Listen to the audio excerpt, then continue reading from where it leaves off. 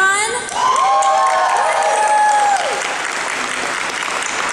Awesome. Well, so yeah, we're Liz and Lindy of Team TSD, and we're going to moderate this panel with, I'm sure you know, Hodor and Ross. Woo! We also have Zach Louie, who is editor of winteriscoming.net and co-host of Two's Company with Kristian.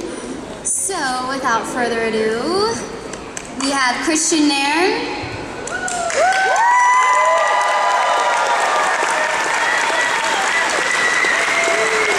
Zach Louie. And Esme Bianco.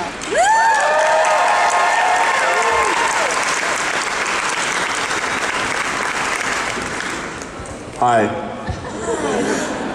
Invisible friends. It's weird. So how have you guys been enjoying the convention so far? Good. Yeah, it's been really cool. Obviously, it's the first Indy PopCon. It's pretty amazing, actually. Yeah, I'm really surprised how good it is, actually. That's what you guys hear. It's awesome. Yeah, it's kind of weird. We just did a black mass. Very It's very strange. I wish we could have some light on you. It's like blinding up here. I'm used to the fluorescence out in the hall, but the tungsten's really nice, actually. You all look great up here. Zach, you should introduce yourself. I'm Zach. How are you guys? What's your name? I'm sorry, I heard like one of you just I then. heard Nancy. Okay, that works. I heard Edward. A bunch of Hoosers. Right. Hooser fans. Well, yeah, so of course we want to hear your thoughts on the show and how you think it's going so far. So Hodor, we want to start with you. Is it okay if I call you Hodor? No. Absolutely fucking not. Wait, do you say that word a lot, or? What fuck? No. I try to avoid it. You know, I say it for 6 months of a year, and I try to avoid it. You know, I'm a human being. You know, I've got blood and stuff. But no, I love Hodor. Obviously, he's changed my life in one word. So, like, what more could you ask for, really? That's funny because one of the questions we wanted to ask you is if you could teach, if Hodor could learn one word, one other word, what would it be? I think you can guess. Yeah, that's what they do. It's like a phrase. Shut up. Yeah, that's my catchphrase. He's really good at it. Okay. Well, obviously Indianapolis isn't really like all of the exotic filming locations that you guys get to film in, but what are some of your exotic? What are some of the locations that you guys have been able to film in, and what are have been your favorite places to visit?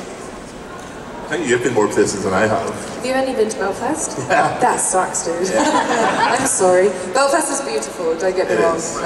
And the locations, especially Belfast, are really awesome. But the studio where we shoot in Belfast is freezing cold. It's this massive aircraft hangar, and it's like the coldest place on earth. I don't know how they managed to make it colder inside than it is outside.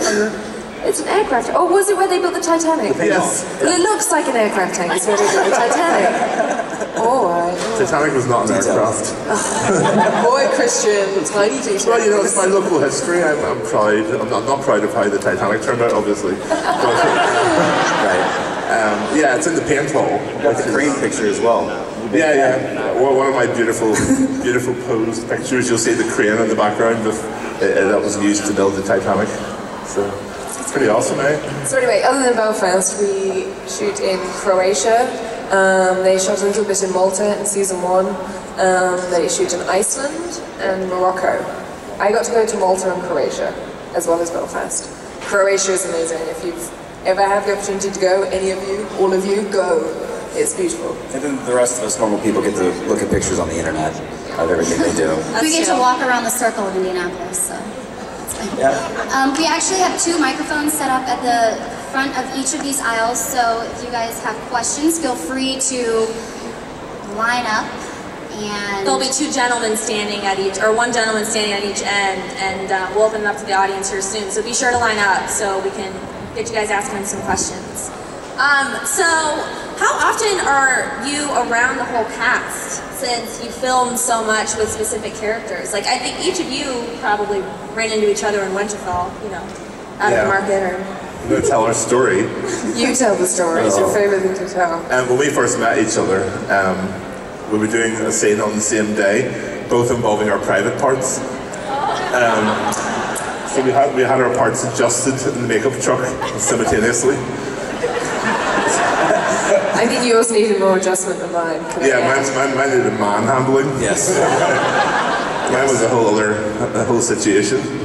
Yeah, being wrangled. Yeah, we obviously all film in separate groups, but also on the off season, it's nice that we get to see each other at these conventions. And you have little groups that you travel with. Like I would travel a lot with Finn Jones and Gethin, and yeah, you know, it's like a little family, or well, a very large family. You kind of miss them when you don't see them. Yeah. And it's also when people leave the cast, like obviously Esme has, unfortunately, and everybody else. It's really sad, especially when the likes of Richard and Michelle left. Obviously, no spoilers. Everyone's seen the Red Wedding, haven't you? Okay, if you're not up to date on Game of Thrones, now might be the time to leave. Bye.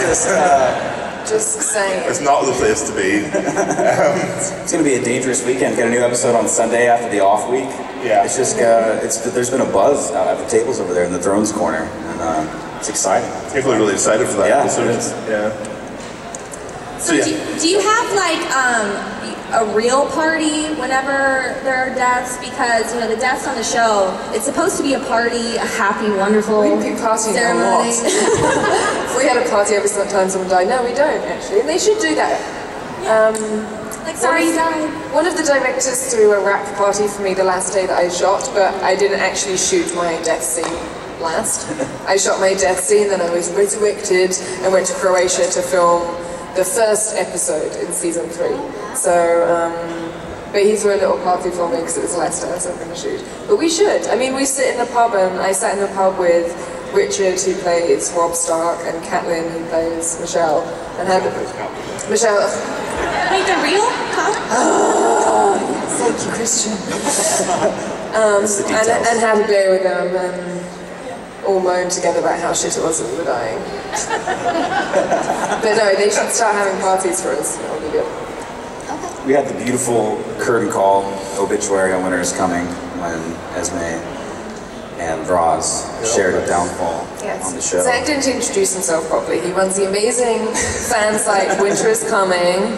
Well, yes. It's as well as other. Tell them about what you do. Well, it's wonderful to be here because, you know, obviously so much of us are represented in different ways online and in the fandom. And it's really crazy to see so many people in this room right now because, you know, over the past few days we've been back and forth, but it's very comforting to see the level of Thrones excitement at this con.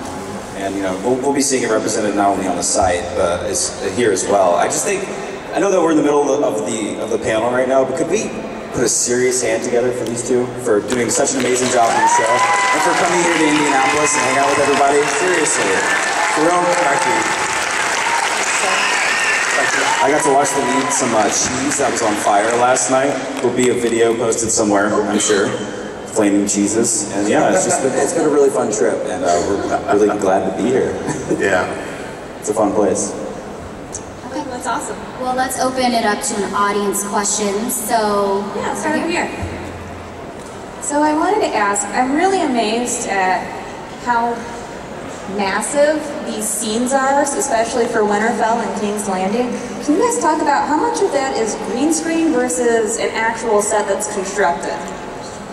I think the exteriors can be more green screen, but like, literally Winterfell was built, there were 2 Winterfells actually.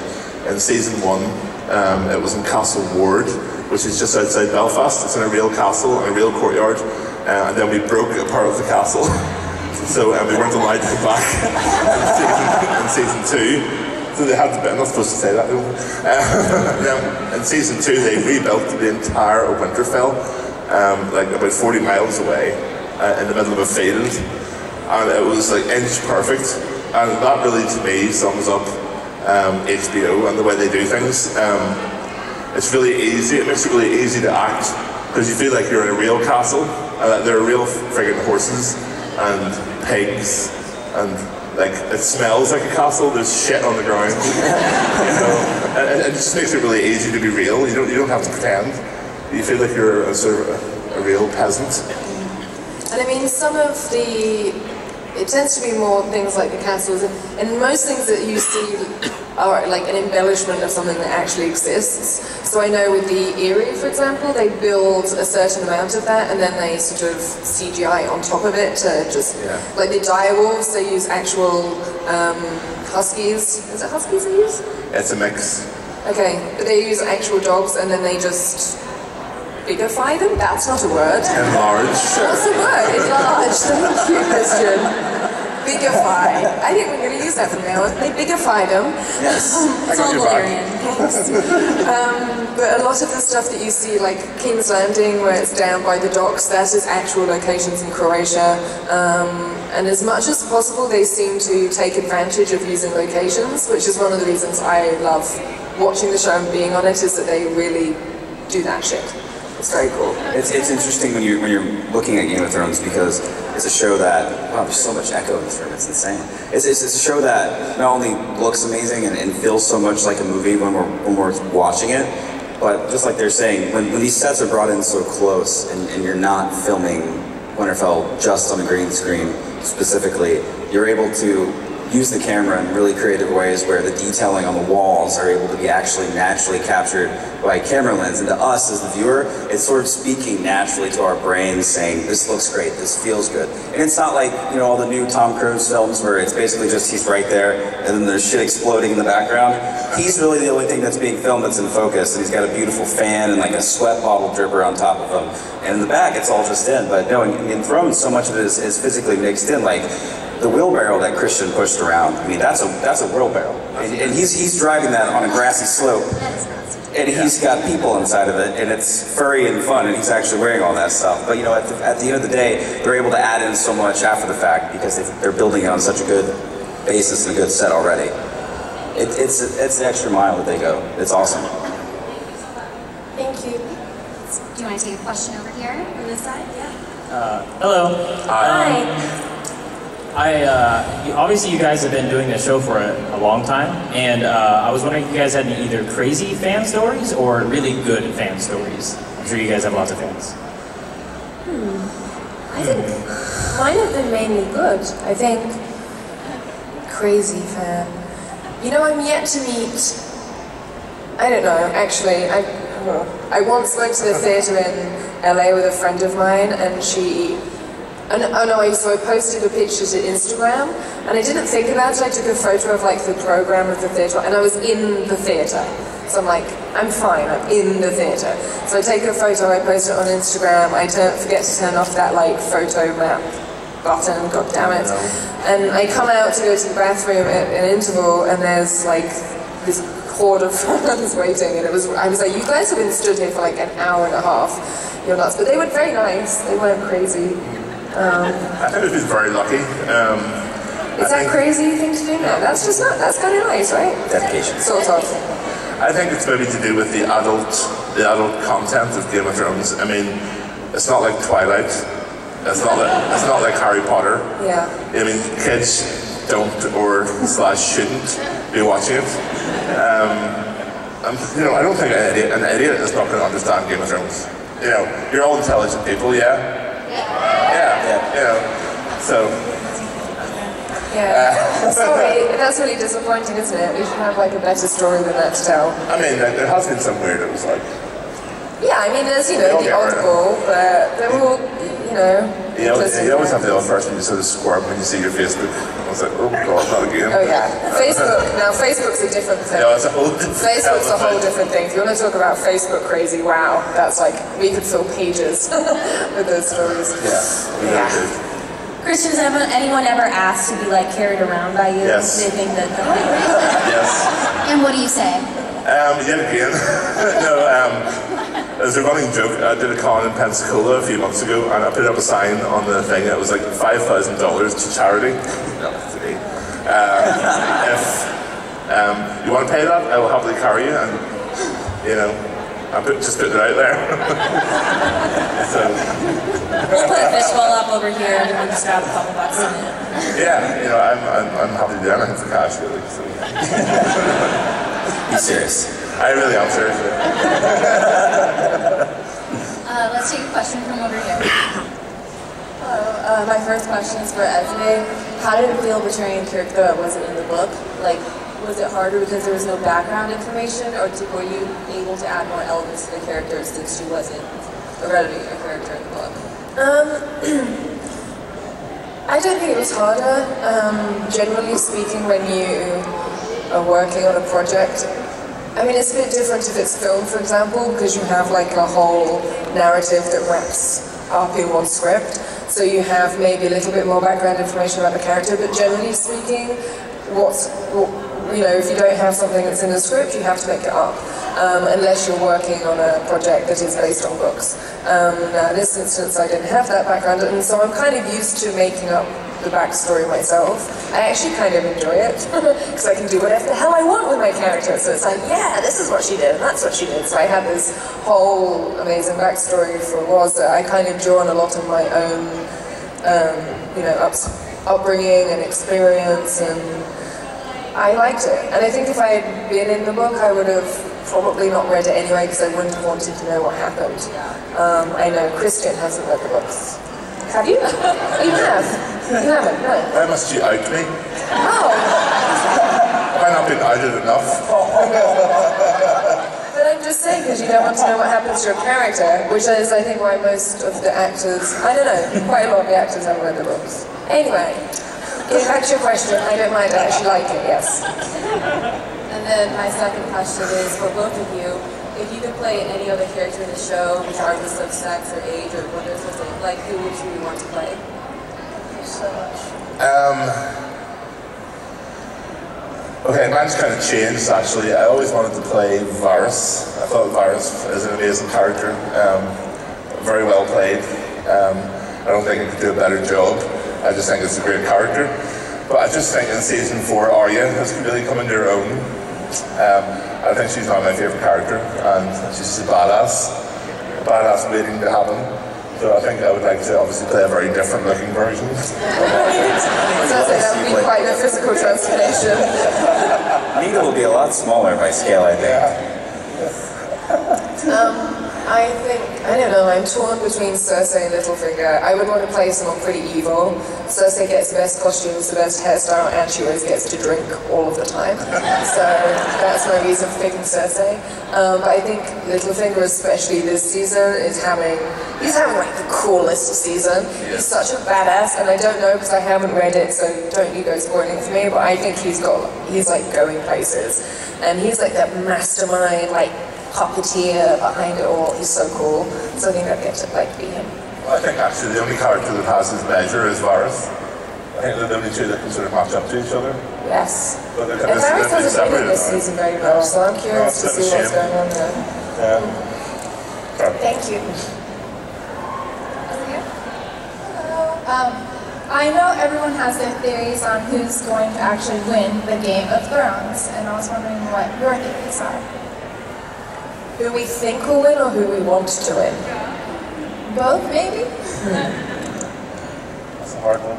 I think Littlefinger might be in it to win it right now. He's obviously in it to win it, clearly. But I think he stands quite a fighting chance. I'd love to say that, like, Tyrion or Catelyn Stark is now dead. That's unlikely. I'd like to think that there was going to be someone worthy and deserving who's going to end up on the Iron Throne, but it's George R.R. Martin, so I doubt it. I think he may win the Game of Thrones at the end of the day. Yeah, it's going to just be George. Yeah. It's going to be like the world's biggest anticlimax. I don't think it's going to be as simple as that. I don't think it's going to be like a competition to win this coveted seat and title. I think it's going to be something more sinister, something more. I don't think the throne is going to matter. By the end of it, I don't think people are going to want it. Who do you want to sit on the Iron Throne?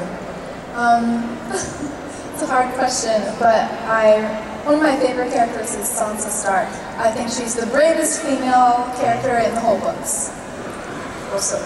Yeah, I love Sansa. In our fan panel earlier, we had a Game of Thrones fan panel this morning, and the consensus was Hodor will be on the throne. That's what people want. He was chosen. Well, all I'm going to say is there's going to have to be some major changes. It's going to have to be, George needs to get writing. Reveal some pretty serious shit about Hodor. But I think he would make a pretty good king. I think he's very compassionate. I think he's the only compassionate person in Game of Thrones, really. But yeah, he needs to learn a few more words. Yeah, just one or two. I had a couple questions for Kristian. After the episode which featured your gentleman sausage, did you see an increase in fan mail? Did you? Well, it wasn't real. You know that. Surely to God, you all know it wasn't real. You know, it was 16 inches long. So I don't want that. I don't want to have to deal with that shit. I think you just broke a couple of hearts. No, I was going to give some personal details there. But anyway. Stop. No, I'm stopped. Stopped, don't worry. It was interesting. Yeah, I did get quite a few interesting tweets after that. Most comments were about how pale I was. But obviously I've got the Irish blue skin. So people were a bit freaked out by that. So yeah. What's your next question? My other question is, can you rip off someone's arms like Chewbacca? Yes. Yes. That's obviously at me, not Hodor. So. Hi, this question is for both of you. There's just a lot of scenes that are serious and a lot of serious stuff is going on, but how fun is it to be in the cast, and do you guys break up a lot and have to do takes because people can't keep a straight face and break character, and is there a certain actor that's always breaking? You have better stories. Our stuff is always so serious and miserable. Not really, I guess. No. I mean, I did some more, some of the more light-hearted scenes, but none of them were really out-and-out comedy. So, I mean, the cast, everyone's friends, and it sounds totally corny, but it is like a family. So, we do joke around on set, and you kind of have to. Actually, you probably joke around more in the serious scenes, because you kind of have to, lighten the mood, it's so heavy. But yeah, I guess we kind of joke around off camera, but when it comes to on camera, I don't know, on a production like that, there's so many crew working so hard, and it's such a lavish production that you can't really afford to be wasting takes. And if you're the actor that's always cracking up, the chances are you're not on Game of Thrones anymore. So I think that everyone's, which wasn't me, can I please point out? But everyone's very professional and just kind of gets on with it. But there's certainly a real sense of camaraderie among the cast and the crew, and people look out for each other. And if you're having that day where you've had a really heavy scene or something difficult's happened to you, at work that day, then everyone takes you down to, out and gets you drunk. I think it's probably very unlikely there'll be a bloopers reel from Game of Thrones. It is very serious. I'll give you an example. There was something funny happened during season 4. We were at Craster's Keep. It was just before we got captured. We're crawling through just before we're captured. I stood up and fell down a hill with a very large scream. I thought I was lying in the gutter laughing. That's the first time it's ever happened. The next thing the director appears over, she's like, "Can we continue?" I'm in the gutter. There's so much invested. There's so many professional people there, and it's such pressure now to put up such an amazing product, which is a good thing because it does make an amazing product. It's never going to be Benny Hill bloopers, so sorry. So obviously in the show each character sort of has their mixture between good and evil. So this is for the both of you. Just who's your favorite, good heroic character, and who's your favorite evil bad character? It's that simple. I think that's one of the joys of Game of Thrones, actually. I don't think there is any good characters. I don't think there's any bad characters. I think if it's a bad character, George will somehow make you feel for them. If it's a good character, you will see like a gritty side to them or a ruthless side to them. I think that's why people like Game of Thrones. I don't think there is just black and white. Littlefinger is my favourite baddie. I'm going to answer the question. Littlefinger is my favourite baddie. Also Cersei, and I kind of wish that Littlefinger and Cersei would join and conspire, and I think maybe, I don't know, maybe they're not, because I don't know, those two. And then, good character. I think it's Arya at the moment. She's amazing this season. She's so cool. Yeah. There's my simple answer. You're right though, it's not black and white. Your point, Kristian, you're basically saying that this is a story full of characters that live within the comfort zone of this gray area. You say Arya, and we all kind of cheer a little bit. We're like, yeah, Arya's great, especially this season. The scenes of her and the Hound traveling, it's beautiful to watch, and really entertaining. But she murdered someone recently. She found the heart, and there it went. He fell to the ground, roar, and he died.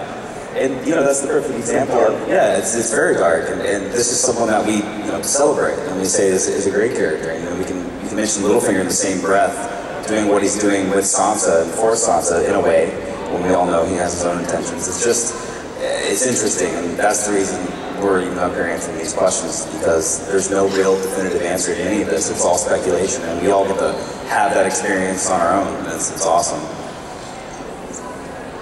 However, I don't think Arya killed them, the needle did. Right? It was the needle. Yeah, absolutely, yeah, it's just mind its own. Who's next? I'm excited. Thank you for being here, first of all. And my first question is for Esme. If once you left the show, were you able to take some kind of prop with you from the set? Or if not, what was your favorite room or costume that you had? I did get to keep something. I didn't get to walk off with it, but the kimono that I wear in the beginning of season 3, where I'm walking along the pier with Littlefinger, it's like this amazing turquoise kimono, and it was the last scene that I ever shot on Game of Thrones. So at the end of the day, I asked the wardrobe. I said, "Hey, can I keep my costume?" They're like, "Oh, I'll have to ask the producers," and then I never heard anything about it, and I was like, it's never going to happen. And then I think it was almost a year later this parcel arrived at my house, and lo and behold, it was the kimono, and it's the favourite thing that I got to wear. It's one of the few things that I got to wear on the show. So I was super happy that I got to keep it, and HBO did this big social network thing called Roast Joffrey. I don't know if any of you guys took part in that, where people were basically roasting the little brat, and I contributed and did a little video to put on my Facebook and wore the kimono, so it was very exciting. I was glad I got to keep it. And I have a question for you, Kristian. A little bit about your music endeavors. Do you ever spend any downtime on set, kind of, with your Beats headphones on, working on your music, or anything while you're working on the show to help work on your music? No.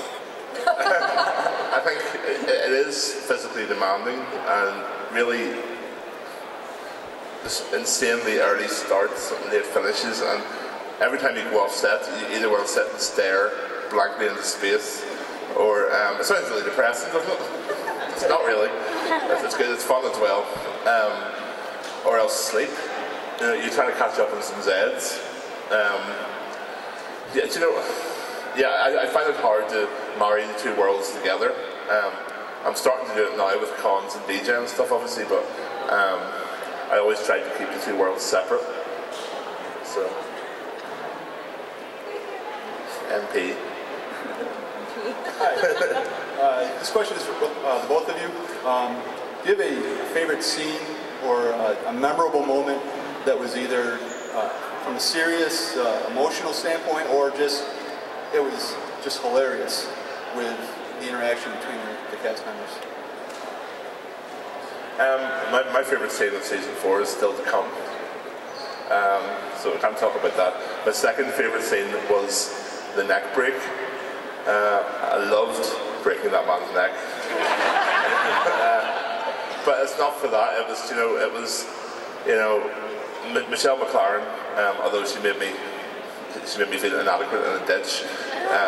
She's an amazing director, and it was fun to sort of try and convey the change in Hodor's personality and emotions, and like about 5 different emotions inside 3 seconds with no words. That was a lot of fun, and it was different. It was different after 3 years of playing a similar sort of character. It was nice to do something different. So that's definitely my favourite. I think my favourite, the most hilarious one to film was in the brothel with the little finger and the other girl, the sex position scene. That was ridiculous. That was a funny day for many reasons. But I think my favourite one, I will tell them, someone's going to ask for that later. We have to save that story. But my favourite one to both film and now when I look back, you know, if I watch back over the work that I did on the show, which I hate doing, but I have to sometimes, is with Alfie Allen, who plays Theon, and we had this, basically the scene, I think it's like episode 2 or something in season 1, where it's a sex scene that I have with Theon, and it's amazing to watch that back, because it's one of the few times I can actually watch myself on screen, and I'm like, yeah, that's a cool scene. And it was so much fun to shoot it as well, and it was one of those days where you're like on set and time flies and you kind of, you know, they call action and you do a take and then afterwards you can't remember what happened, and it's this kind of magic, and that was awesome. I loved that. I have a quick question for you, Kristian. As an actor, was it difficult when you took this role to say, like, you know, is it challenging as an actor to do this? Was that how you approached it? Yeah, it is. I mean, as I say, the directors are very demanding, and they're very, very specific about how they want their scenes to be, and only having the one word. There literally is a soundboard somewhere in the world with 75 different versions of Hodor on it. So yeah, that was fun. Yeah, although I don't really feel that. I think Book Hodor is slightly different to real life Hodor, where I think my Hodor is more about body language rather than the tone of the word. And it's funny sometimes, although I shouldn't probably say this. I think usually it's probably stopped when I say that, shouldn't it? Being a DJ. If the director says, say Hodor slightly differently, okay, you just say exactly the same, and they're like, oh yeah, that's perfect. It's the same as asking you in a club, they're like, turn the volume down, and you just put your hand on the volume and go, and like, yeah, that's perfect. You don't actually do anything, you just say the same, and let them think. But it's all mental. But yeah, I think it's more of a body language thing. Was that what you asked me? I've completely forgotten. Yeah, no, I think we got it. We got it. We covered it, yeah. Good job. That's that over here? Yeah, here we go. This is my second question. I thought I had to get back in line for this, or I did get back in line for this, but yes, this one's for Esme. So maybe I'm the only one confused, but when you died, one, I was really upset because your character just started to come on her own. She was not in the brothel anymore, and she was actually involved with politics, and then I feel like one day, there was this like intro or this montage. It was like, oh, she's dead, and I was like, whoa, what happened? You know, they didn't give anyone much warning today, but I think that's what's I don't know. It's the way Game of Thrones goes. When you go, and you don't tend to get a whole lot of. You know, I think if there had been a lot of anticipation to the fact that she was going to die, it wouldn't have actually had the impact. So while it, you know, obviously bothers me that she was starting to like really get somewhere and get some traction, I kind of think it sort of summarizes quite clearly the kind of world they're living in, that as soon as you start to get ahead and start making something of yourself, it's like bam, you're gone in an instant. And I think probably the reason that they chose to do it that way is because they wanted to show how the power that Littlefinger exerts, because it was basically Littlefinger's fault that Roz died. And I think that was kind of what they were aiming for, was to have this shock, this like, oh my god, you know, this character who I think most of the audience think is like, you know, she's a good character, you know, she's trying her best, she's trying to get somewhere in life, and all of a sudden she's gone because she messed with the wrong person. I think it's kind of, I think it had more impact that way. But yes, I mean, obviously it bothered me that she got struck down when she was just, you know, reaching her peak, but that's Game of Thrones for you. Thanks. And we'll take one or two more questions I think we have time for, so. Well, speaking of the Raw's death scene, I really came up with kind of the same question, but I was wondering what the reaction was on the set to that whole thing. You said you did it first. You did it early in production. Yeah, I think it was like I think it was maybe the second to last scene that I shot. I can't remember now. It certainly wasn't the last scene that I shot. And I mean, it was kind of a bit of a miserable day on set, actually. I think, you know, it's sad when you've worked with these people for, you know, many years, and it's always kind of sad when, you know, it's the last day you're going to get to see a lot of people. But I think mainly, to be quite honest, I wasn't that aware of everyone else that day because I was in so much agony that I was kind of just like in this, I was having to focus really hard not to freak out because holding your arms above your head for that length of time, although it looks super easy, is actually really difficult. And you can't have all of your weight on your wrists. I mean, you can, but you're probably going to lose your hands at the end of an 8-hour shoot day. So there was like a little prop hidden under my feet that kind of stopped me from having all of my weight in my hands. But even so, I was having to hold them up physically, and I had these cuff things on, so I just had like pins and needles in my arms, like my shoulder was throbbing, and I was just like, I have to get through the day, I have to get through the day, and it took a lot of mental exertion and physical exertion to not totally freak out. So I was a little bit, you know, tunnel vision that day. Turned out okay. Looked pretty good. Thanks. I kept on trying to let them die. I wanted to die on screen. I was really pissed that they were like, and then the camera pans over and Roth is, I'm like, what? You mean she's dead? I'm like, I want to die on screen. So I kept on, I begged them, please, and they're like, no, no. And then they would like pan the camera around, and every now and then I'd do a take where I'd be like, like, no, Esme, cut, go again. I'm like, damn it. I work real early in the morning, and I had that show I watched really late, that particular episode. I thought it was Marjorie strung up there. It's just so quick. It's like, yeah. Oh my gosh. And yeah. It's like, my version. I think we have time for one more quick question.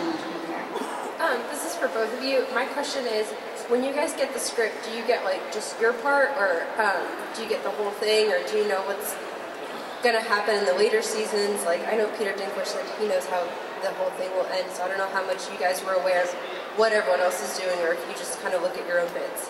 I think you get the entire script for the episodes that you're in. You mightn't get, say you're in episode 1, 3, 5, and 7, you'll get the entire script of those, but you won't get the episodes you're not in. Yeah, and I used to only read the parts of the script that I needed to know about. So if it was, you know, Daenerys' storyline, for example, I wouldn't read it because it would spoil it for myself. Yeah. But also because as a character in those times, that imaginary time, you know, there was no internet, there probably wasn't, you know, no newspapers, everything gets sent via a raven, so you're not going to know about everything else that's going on in Westeros. So to be, you know, true to what you're doing, I think it kind of works better to keep yourself in like that headspace where you are just in your own little world, and, you know, so you're just in Winterfell, or you're just in King's Landing, or you're just in where are you exactly? What part of Westeros is? Up. Yeah, I'm kind of confused. Up. You're north now though, but where were you before? Were you kind of trying to get there? You were journeying from Winterfell to, well, possibly the tree. Okay. Hopefully the tree. You kind of seem to be in no man's land. The tree's like north. Somewhere north. Somewhere, I don't know where I'm going. Hodor has no GPS. Well, before we wrap up, is there anything in the works that you all are working on that you want to talk about, or just anything you want to share? Well, topically, Zach from Winter is coming, and we do a podcast together, and we're going to be here tomorrow at 11:30 with Rupert Bonham. It's going to be a blast. Yeah, so you better all be here. Yeah, every single one of you guys here. I'm going to take your names. There, yeah. Yeah. So that should be fun. And I have just wrapped on a movie called Mind Puppets, which is a comedy. We were filming in New Orleans. It's about 5 people who get hypnotized on stage, and the hypnotist dies he actually goes into a coma halfway through the stage act, so these 5 people stay in their hypnotized states. It's very funny. I play opposite Vinnie Jones, who is my husband and has been hypnotized into thinking he's a 7-year-old boy. And I don't know how many of you know Vinnie's work. He's from Lock, Stock and Two Smoking Barrels, Snatch, so he's kind of like this badass London gangster type character, and he plays a 7-year-old boy. It's hilarious. So I just finished on that, and then I have 2 other movies coming out this year. A vampire movie called Living Among Us and Scorpion King 4. I know, there's 4 of them. Brace yourself, people. It's kind of going to be a comedy. We just went for we took the comedy route with it because, you know, you can't be serious when it comes to Scorpion King. You're going to kill me for saying that, but there you go. I just think in general, we're focused on having a great time the next few days. I think it's going to be finishing out today and then tomorrow. That's the goal. Indie Pop's been really, really fun so far.